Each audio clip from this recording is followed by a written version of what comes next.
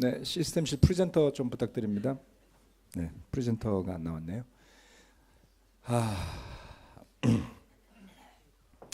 어, 지금 우리 장년부 어르신 중에 우리 김인규 어머님이 좀 병원에 입원을 해 계시고요.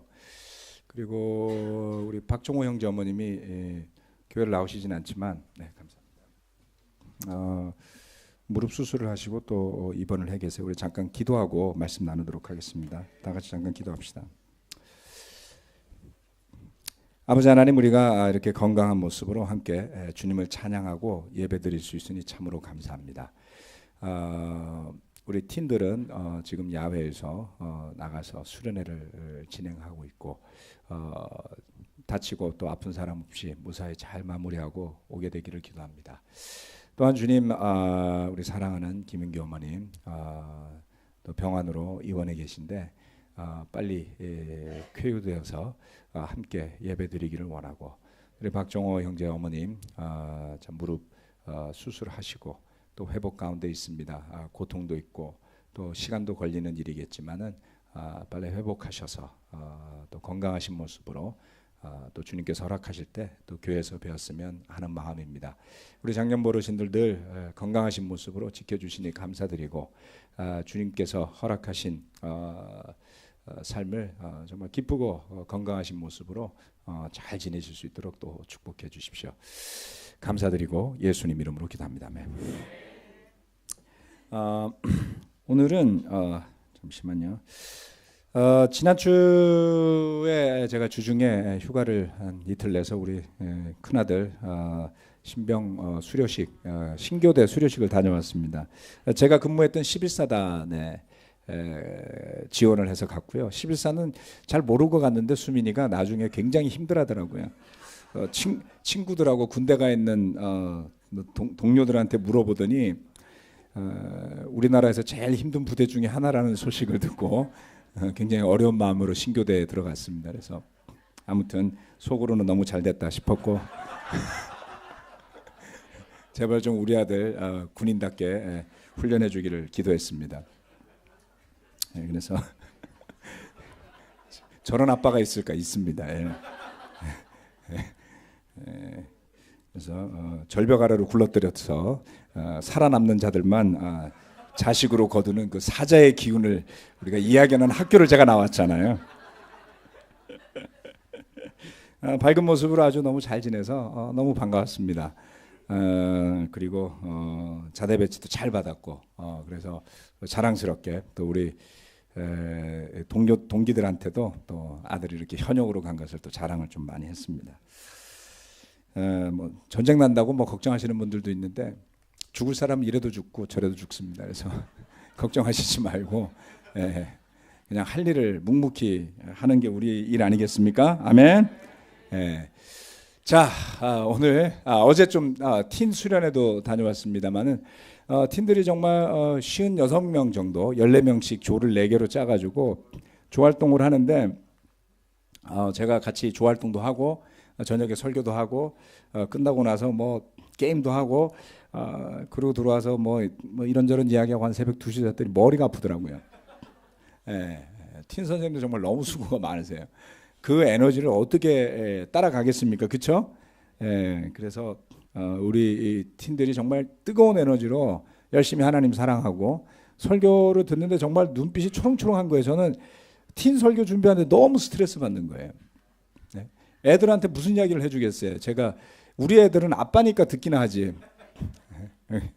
집에서 아빠니까 듣거든요. 하지만 다른 팀들이 제 설교를 어떻게 들을지 너무 걱정이 되는 거예요. 그래서 고민해서 정말 배우는 마음으로 다녀왔습니다. 팀 선생님들 너무 존경스럽고 그 눈빛만으로도 애들을 잘 이해하고 이끌어주고 그러는 모습이 정말 대단히 존경스러웠습니다. 자, 오늘 내가 주님의 법을 사랑합니다 라는 주제로 같이 말씀 나누도록 하겠습니다. 우리가 그 올해 주제 구절을 이렇게 내 눈을 열어서 주를 보게 하소서 이렇게 제목을 정하고 진행하죠. 지금 그 뒤에 배경 화면에 나오는 디자인이 사실 굉장히 신비스러운 디자인이에요. 예수님의 모습이 있는데 눈 뜨고 잘 잘 쳐다보지 않으면 안 보이게 했어요. 그렇죠? 그리고 그다음에 여기 무대에다 조명을 해놨더니 더 흐리게 보이잖아요. 예, 그래서 이게 디자인이 된 건가 안 된 건가 이런 느낌을 받는데 잘 쳐다보면 굉장히 신비스럽습니다. 그래서 디자인한 자매가 소소영 자매가 정말 너무 잘한 거예요. 그래서 그 원래 디자인의 모습을 보시고 싶으면 회의실에 모니터가 켜져 있을 때 가서 보세요. 제일 이쁘게 나옵니다. 그래서 신비스러운 눈을 열어야지만 보이는 주님, 눈에 힘 주시고 올해는 주님 봅시다. 이게 페이지가 어떻게 이렇게 됐죠? 잠시만요. 네, 자 119편 97절부터 100절까지의 말씀인데요. 시편 119편 97절은 알파벳 순서대로 시편이 간다고 그랬잖아요. 그래서 A, B, C, D 순으로 가는데 이 97절 말씀은 13번째 단락입니다. 시편 119편은 구절이 너무 많아서 다들 그냥 한 방에 쭉 읽으시는데 다 읽고 나면 머리에 남는 게 없어요. 너무 많아가지고. 어제 우리 이성봉 형제랑 만나서 교제하는데 그러더라고요. 부산교회에서 시편 119편 외우기 대회를 했대요. 저보고 그런 거 절대 하지 말라고 권해주더라고요. 시편 119편은 이 구절이 저 구절 같고 저 구절이 이 구절 같아서 외우기가 그렇게 힘들답니다.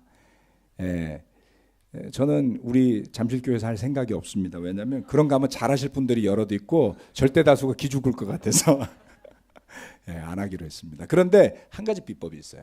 뭐냐면 8구절씩 끊어진다고 말씀드렸죠. 그래서 1에서 8, 9에서 계산해 봐야 되나? 16 뭐 이렇게 가야 되잖아요. 그렇게 넘어갈 때에 잘 살펴보면 8절마다 나름의 주제가 또 있어요. 나름의 주제가. 그래서 ABCD로 시작할 때 의도적으로 그 운율을 맞추면서 적기도 했지만 그 나름 시편을 쓴 사람이 하나님의 영감을 받아서 그 많은 구절에 8구절씩 그 나름의 주제를 할당해 놨습니다. 그래서 한번 올해 시작하시면서 이 119편을 여러분들이 묵상을 해보시라는 그런 뜻으로 이번 주까지 제가 이 시편 말씀으로 설교를 하려 합니다. 이 97절부터 나오는 8구절의 말씀은 주님의 법을 사모하는 지혜에 대한 이야기입니다. 이렇게 이야기를 했죠. 내가 주님의 법을 얼마나 사랑하는지 온종일 그것만을 깊이 생각합니다. 여러분 주님의 법을 너무나 사랑해서 자 그것을 성경 말씀이라고 바꿔서 한번 생각해 봅시다. 너무나 말씀을 사랑해서 하루 종일 그것만 묵상해 보신 적이 혹시 있나요? 있으신 분도 있고 아마 할 생각도 못 해보신 분도 있고 해보다가 실패하신 분도 있을 겁니다. 사실 대부분 직장을 다니시고 하기 때문에 평상시에 이걸 하시긴 쉽지가 않겠죠. 목회자라고 당연히 그렇게 날마다 할 거라고 생각하시면 착각이시고 오해입니다. 제가 일주일 내내 하는 일 중에 설교 성경 말씀과 상관없는 일들이 굉장히 많습니다. 뭐 여러 가지 조정하고 의논하고 이야기 듣고 회의하고 만나고 각각 그 다른 필요들이 있고 이런 내용들은 사실은 말씀하고 거의 상관없는 것들이 굉장히 많습니다. 그래서 저도 말씀을 묵상하기 위해서는 에너지를 써야만 하고 마음을 기울여야지만 돼요. 굉장히 스트레스풀하다고 생각할 수 있습니다. 그래서 그런지 제가 이렇게 주님의 법을 얼마나 사랑하는지 온종일 그것만을 한번 깊이 생각해 보려고 휴가 때 아주 오래전 일입니다만은 성경 말씀을 탁 펼쳐 들었는데 눈은 말씀을 따라가는데 머리와 마음은 거기에 없는 거예요. 그런 거 느껴보신 적 있나요? 온갖 그 잔상들이 머릿속에 계속 전화도 안 되고 인터넷도 안 되는 데로 갔거든요. 그러니까 전화도 걸려올 일도 없고 제가 뭐 인터넷을 할 일도 없어요. 그런데도 말씀이 손에 안 잡히더라는 거죠. 며칠이 걸렸습니다. 며칠. 그 다음 날도 잘 안 되고. 그래서 아침 식사 끝나고 식사를 하면서 더불어서 성경책을 펴고 제 와이프하고 앉아서 말씀을 쭉 묵상을 뭐 1시간 넘게 이렇게 앉아서 보는데도 그것이 잔상이 사라지고 말씀에 몰두하는 데만 3일이 걸리더라고요. 그래서 올해 중에 우리 형제 자매들 정말 한번 도전해 보시길 부탁드립니다. 다른 어떤 것도 나를 괴롭히지 않고 내가 오로지 말씀 안에만 들어가서 묵상하고 그것만을 생각하고 또 하루를 어떤 해야 할 일이나 그런 것들이 아니라 하나님을 생각하면서 지내는 하루 정도를 한번 만들어 보시는 것도 좋지 않을까 이렇게 생각해 봅니다. 그런데 그것을 그렇게 깊게 생각한 사람이 그 다음 구절에서 이야기하기를 이렇게 이야기를 하죠. 주님의 계명이 언제나 나와 함께 있으므로 그 계명으로 주님께서는 나를 내 원수들보다 더 지혜롭게 해 주십니다. 이렇게 이야기를 하고 있습니다. 자, 98절, 99절, 100절 이 세 구절은 한 구절씩 지혜에 대한 이야기를 하는데 그 각각이 나름의 의미가 있습니다. 먼저 계명, 주님의 계명이라고 하는데 이 계명이라는 것은 미tz바라고 부릅니다. 미tz바라고 부르는 것인데 그것은 613개, 즉 모세의 토라라고 부르는 모세 오경에 나오는 율법을 하나씩 구분을 해서 다 계산해서 세가지고 613개로 구분을 했습니다. 그래서 그것을 미tz바라고 부르는 계명이라고 하죠. 그런데 이 계명 안에는 하라는 것과 하지 말라는 두 가지가 섞여 있습니다. 그래서 하지 말라가 좀 더 숫자가 많고 하라는 게 조금 숫자가 적어요. 구분이 되어 있는데요. 그런데 이 계명이 언제나 나와 함께 있으므로 라고 하는 것은 뭡니까? 주의 법을 너무나 즐겁게 묵상하고 생각하면서 그것을 하나씩 세서 구분해서 이제는 그 계명들을 앞에 놓고 내 삶을 비교하면서 내가 이 계명과 같이 병행하는 삶을 살겠다 이렇게 생각하는 거겠죠. 그래서 그렇게 했더니 그 계명으로 주님께서 나를 원수들보다 더 지혜롭게 해 주시더라는 것입니다. 자, 원수들보다 더 지혜롭게 된다라는 건 무엇을 이야기하는 것이죠? 자, 그럼 원수들은 뭘까요? 여러분 괴롭히는 우리의 주적 북한일까요? 네. 자, 그 원수라는 것은 하나님을 알지 못하는 사람들을 의미할 겁니다. 그런데 좀 더 나아가서 사람들이라기보다는 저는 그것의 근본이라고 말할 수 있는 사탄 또는 마귀라고 부르는 그 존재를 생각해 봅시다. 영적으로 그러한 모든 것들을 조작하고 있는, 머니플레이트하고 있는 그 배후에 세력이 있을 것이다 라는 것이죠. 자, 그럼 이 원수의 문제는 뭘까요? 하나님을 알려고 하지 않고 끊임없이 우리를 믿음에서부터 멀어지게 유혹하거나 또는 공격하는 것이죠. 그것이 사람이 될 수도 있고 어떠한 환경이 될 수도 있고 어떠한 여건이 될 수도 있고 조건이 될 수도 있고 심지어는 여러분 마음 안에서 움직이는 죄가 될 수도 있습니다. 그래서 그와 같은 것에 지배당하는 삶이 아니라 그러한 것을 극복해 나갈 수 있는 힘은 우리 스스로에게서 나오기 어려운 것입니다. 그것을 이겨낼 수 있는 힘은 하나님을 향한 그런 하나님의 계명과 함께하는 지혜를 가지는 일인 것이죠. 네. 자, 하나님의 말씀을 너무나 사모했기 때문에 그것을 종일 깊게 묵상합니다라고 하는 것은 사랑의 마음도 있지만 또 다른 한편으로 보면 절박함도 있을 것이다라고 저는 생각을 해요. 여러분들 중에 너무너무 할 일이 없어서 성경만 보고 살아도 될 만큼 인생에 널널한 사람이 몇이나 있겠습니까? 은퇴하시고 일도 안 하시는 저희 부모님도 얼마나 바쁘신지 낮에 집에 찾아가면 만날 수가 없어요. 정말 바쁘세요.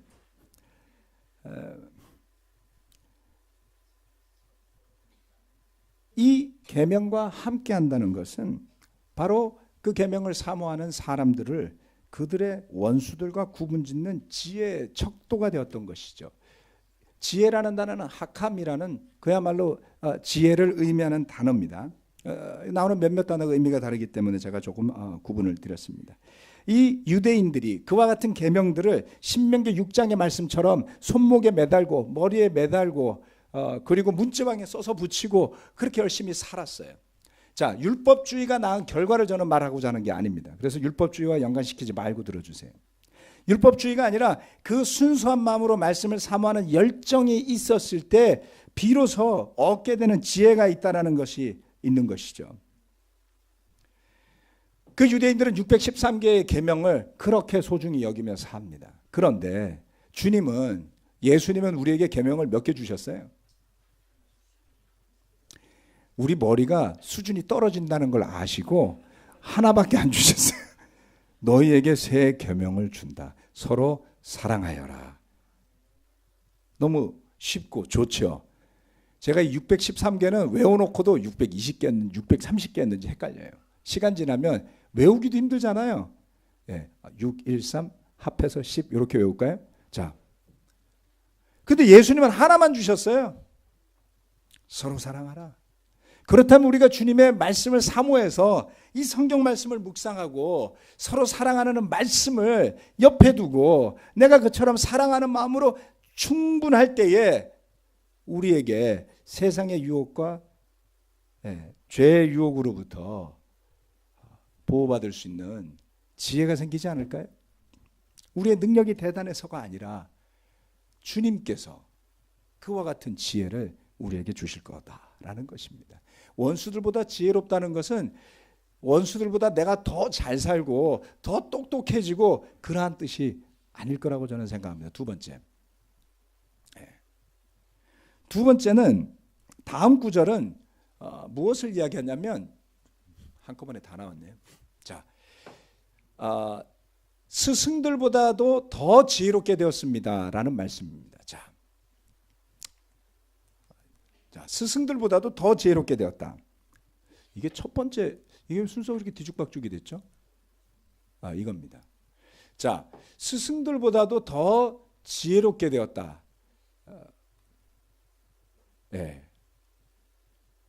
희한하게 됐네요. 컴퓨터가 인공지능이 됐나? 네. 제가 편집을 잘못했든지 뭐 하여튼 희한하게 됐네요. 자, 이 말씀을 생각해 봅시다. 여기에 보면 증거, 내가 주님의 증거를 늘 생각함으로, 증거는 뭐냐면 그야말로 증거 또는 간증, 증언 이런 겁니다.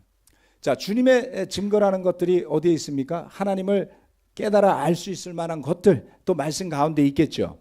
그러한 것들을 늘 생각했을 때에 이 시편을 쓴 사람은 내가 스승들보다도 더 지혜롭게 되었다라고 이야기합니다. 자, 여기에 지혜라는 단어는 샤칼이라고 불러요. 사칼이라는 단어는 이해하다, 고려하다, consider하다 이런 뜻을 갖고 있습니다. 생각하고 그것을 늘 염두에 두는. 그런데 여기 하나의 포인트가 있어요. 뭐냐면 스승들보다 더 지혜롭게 되었더라는 수식어가 붙어 있습니다.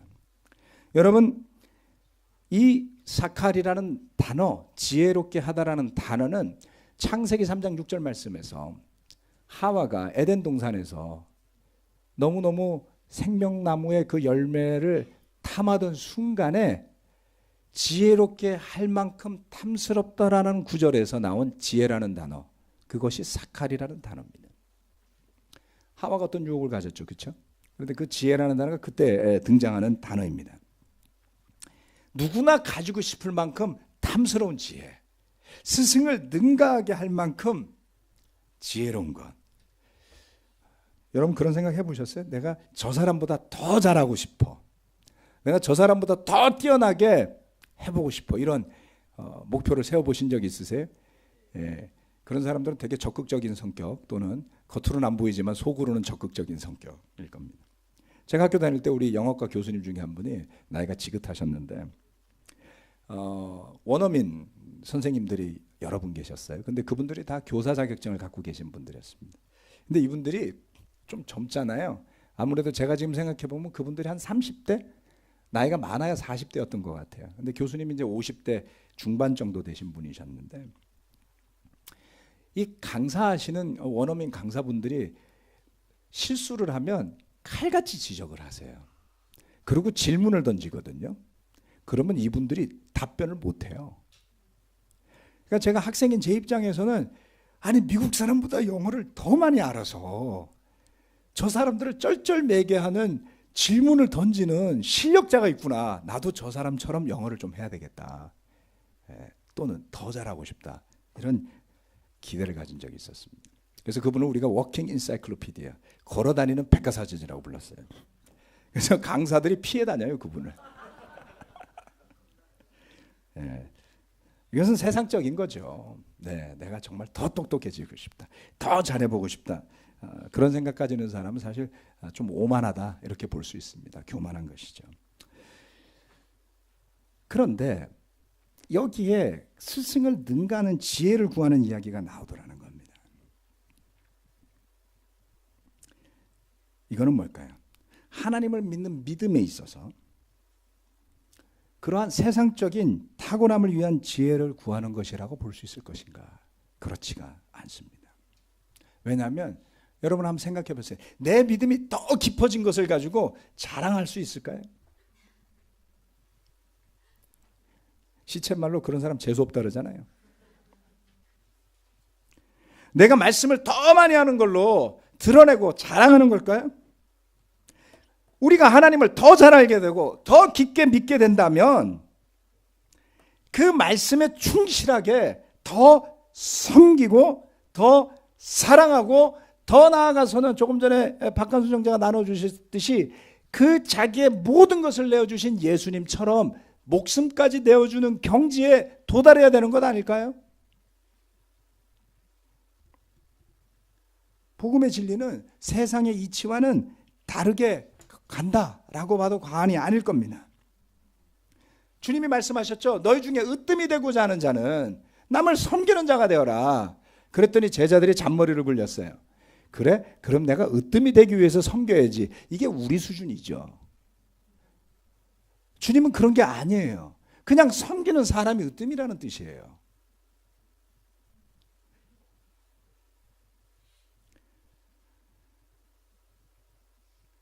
그래서 하늘나라의 가치, 하나님 나라의 가치, 그것은 세상과는 다른 곳을 이야기하는 것이다. 세상의 가치와 다르게 생각하고 세상의 가치와 다르게 행동하는, 그래서 그처럼 스승보다 더 지혜롭게 되라는 그 말씀은 사실 성경에 나옵니다. 넘어가서 자, 무엇입니까? 열왕기하 2장 9절 말씀에 보면 엘리야의 제자인 엘리사가 그 엘리야가 하나님의 부르심을 받고 떠나기 전에 요청을 하는 장면이 나옵니다. 주님께서 나를 데려가시기 전에 네가 내가 너에게 어떻게 해주기를 바라느냐라고 스승이 물어봤어요. 고마운 스승이었어요. 엘리사는 엘리야에게 스승님이 가지고 계신 능력을 제가 갑절로 받기를 원합니다. 당신보다 더블로 할 수 있도록 해주세요. 여러분이 스승이라면 진짜 택도 없는 소리 하는 거죠. 우리 대한민국의 개념은 뭐죠? 스승의 발치도 따라가기 힘들다. 아유, 무슨 말씀을요. 제가 스승님의 발끝에도 도달 못할 것 같아요. 뭐 이래야 될 것처럼 생각하잖아요. 우리는. 그런데 엘리사는 그렇게 말하지 않았어요. 갑절로 영적인 축복을 이야기하는 겁니다. 장자의 축복을 이야기하는 것이죠. 그것은 세상적으로 더블로 받겠다라는 그러한 개념이 아닌 거예요. 주님도 말씀하셨어요. 나를 믿는 사람은 내가 하는 일을 그도 할 것이요 그보다 더 큰 일도 할 것이다. 주님은 제자들에게 뭐라 했습니까? 너희가 내가 했던 일보다 더 큰 일을 할 거다. 내가 했던 일은 당연히 하고, 그래서 베드로와 사도들은 병자를 고치는 일을 해요. 그렇죠? 더 나아가서 그들은 교회를 세웁니다. 주님은 갈릴리와 그 예루살렘 주변에만 계셨지만 사도들은 그것을 넘어선 경계로 나아가서 복음을 전하게 되지요. 무슨 말씀입니까? 믿음은 스승에게 종속되는 것이 아님을 이야기하는 것 아니겠습니까? 저는 우리 교회 안에서 좀 뒤집어 엎고 갈아엎고 바꿨으면 하는 것이 있어요. 제가 인위적으로 할 수 있는 일은 절대 아닙니다. 그러나 깊게 생각해 보시길 부탁드리고 싶어요. 엘리사가 갑절의 영성을 구했을 때 엘리야는 그것을 불쾌하게 여기지 않습니다. 세상적인 관점에서 누가 나보다 더 먼저 가는 신앙을 가지게 될까 염려한 적 있습니까? 내가 도와주는, 우리 교회는 제자훈련 하라 그러니까 내가 누군가 도와주는, 누구든지 처음에 오면 가이드를 해주는 사람이 있어요. 그것은 좋은 일이에요. 그렇죠? 그런데 내가 도와주던 사람한테 내가 도움받게 될까 봐 걱정한 적 있으세요 혹시? 우리가 가지고 있는 제자훈련자라는 생각이 너무나 세상적인 색깔이 들어가 있어요. 제자로 도와주는 사람이 무슨 상관입니까? 그거 아니라고 그렇게 말해도 그렇게 굳게 믿고 그렇게 행동하고 그런 느낌을 가지신 분도 있고요. 그런 관계가 아니라고 그렇게 이야기해도 자기는 그렇게 받아야만 한다는 사람들도 있어요. 왜 그렇게 된 거죠, 우리는?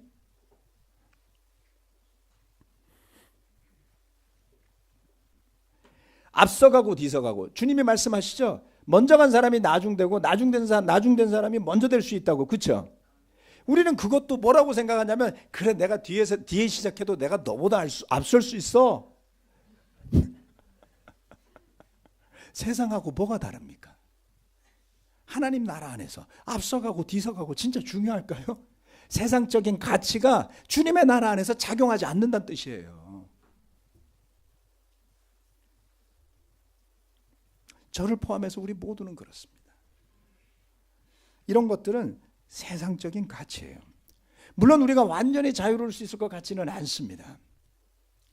문화의 영향도 받고 그리고 환경의 영향도 받고 관계의 영향도 받습니다. 그러나 영적으로 서로를 돕는 것은 종속되는 것이 아니다라는 것이죠. 그 관계에 종속되는 게 아니라고요. 교회는 세상의 법칙이 아니라 하나님의 법칙이 다스리는 곳 아닙니까? 서로를 존중하는 마음, 섬기는 마음의 자세가 있되 사회적인 지위나 부나 지식 등으로 인해서 자신이 더 대접받아야 한다는 생각도 틀린 거고요. 그 반대도 틀린 거예요. 그 반대는 뭐죠? 내가 가진 게 없으니까 가진 사람을 마음대로 비난해도 되는 걸까요? 내가 배운 게 없으니까 배운 사람은 무조건 오만하다고 마음에서 판단하고 교회에 와서 그렇게 행동하시고 그렇게 리액트 하시는 게 당연하게 여기시는 분들을 저는 너무나 많이 봤어요. 복이 없는 행동입니다. 복이 없는 마음이세요. 주님은 가진 자나 가지지 못한 자나 배운 자나 배우지 못한 자나 똑같이 보세요. 그래서 내가 처한 환경 때문에 더 쉽게 상처받고 더 쉽게 무시당하고 그러지 마세요. 주님이 그런 여러분을 위해서 생명을 버려서 구원하시고 용서해 주셨어요. 우리 모두에게는 편견 없이 차별 없이 말씀이 주어져 있지 않습니까? 우리 모두는 다 같은 제사장이라고 하지 않았나요? 우리의 대제사장은 예수님 한 분밖에 없습니다. 교회의 직위로, 교회의 지위로, 나이로 서로를 종속시키고 부리고 하는 일들이 없어져야 되겠습니다. 그렇게 되면 그렇게 되지 말라고 이야기하세요. 어느 누구도 말씀 앞에서 그렇게 살아서는 안 됩니다. 우리가 몰랐던 때는 알지도 못한 채 그렇게 하는 줄도 모르고 행해왔던 일들이 있었던 것을 저도 알고 있습니다. 그러나 알고 난 다음에는 그 길에서 벗어나야 되지 않을까요? 세상적인 생각이 우리를 지배하지 않도록 말씀의 능력에 더 의지하도록 합시다. 그래서 우리 모두가 스승을 능가하는, 우리를 도와줬던 그 누군가를 능가한다 할지라도 영적으로 더 많은 것을 얻을 수 있기를 염원한 마음이 있었으면 좋겠어요. 저는 정말 감사하게 생각합니다. 이번 팀 수련회 가서도 같이 앉아 있으면서 제가 배워야죠. 제가 애들 둘만 키웠지 우리 교회 모든 팀들을 보면서 그 팀들을 위해서 고민하고 생각하고 몇 년을 보낸 선생님들만큼 어떻게 알겠어요. 그렇죠? 너무나 감사했어요. 배울 게 너무나 많았어요. 강현우라는 형제하고 앉아서 이야기하는데도 배울 게 있었습니다. 그뿐이겠습니까? 콰이타임 모임을 위해서 형제들이 모이는 모임마다 가면 어떤 형제는 이러한 것을 열심히 공부해요. 이런 것을 막 열심히 해요. 그럼 그 형제가 고민한 내용에서 배울 수밖에 없잖아요. 그렇죠? 이번에 좌녹스 형제가 왔을 때도 정말 많이 배우고 좋았습니다. 제가 올해 석사과정을 등록해놓고 우리 교회에서 만든 그 인터넷으로 하는 과정이 있었습니다. 그 첫 과목이 뭐였냐면 사도행전이었어요. 사도행전은 10년 전에 제가 강북에 있을 때, 종로에 있을 때 6개월 동안이나 레슨을 했던 적도 있고 수도 없이 읽었고 스토리도 거의 다 알고 있고 새로울 게 없을 줄 알았어요. 웬걸. 배울 게 너무나 많습니다. 한번 생각해 보세요. 목사는 배울 사람도 없고 제자훈련 받을 사람도 없을까 봐 염려하신 적 있죠? 그런 목사는 하나님이 기뻐하실 수 없어요. 그렇지 않겠습니까?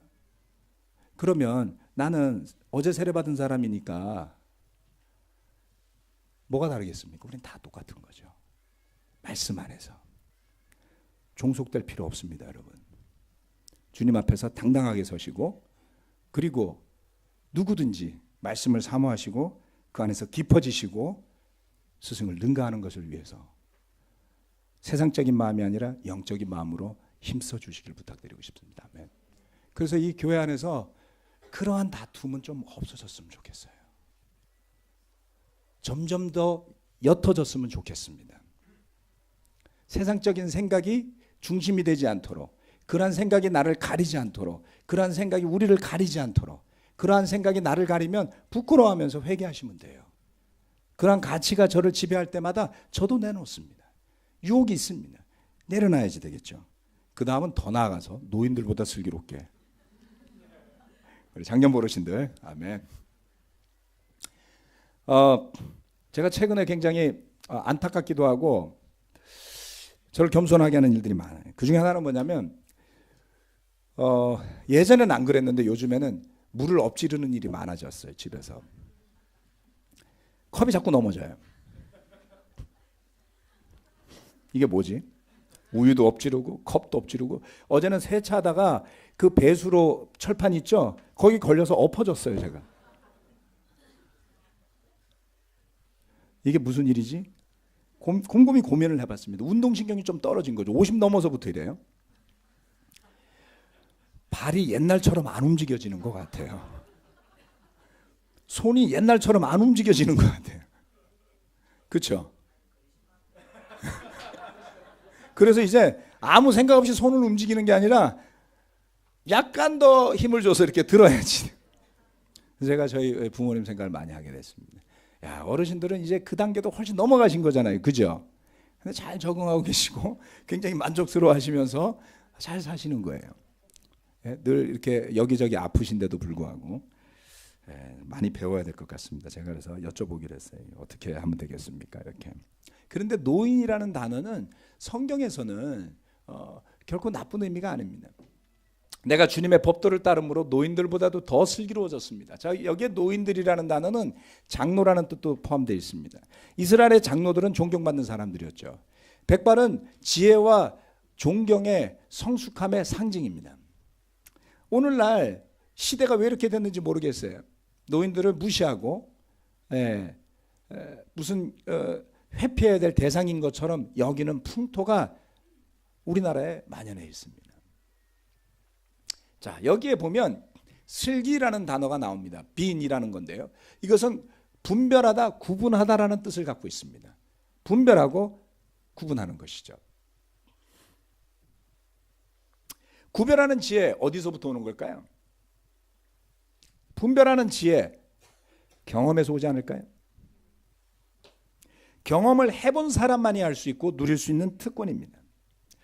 예를 들어 드리겠습니다. 여러분 자동차 보험 드시나요? 예. 보험 안 드시고 타는 분들 계세요? 그건 자유니까 제가 뭐라 그러는 게 아니에요.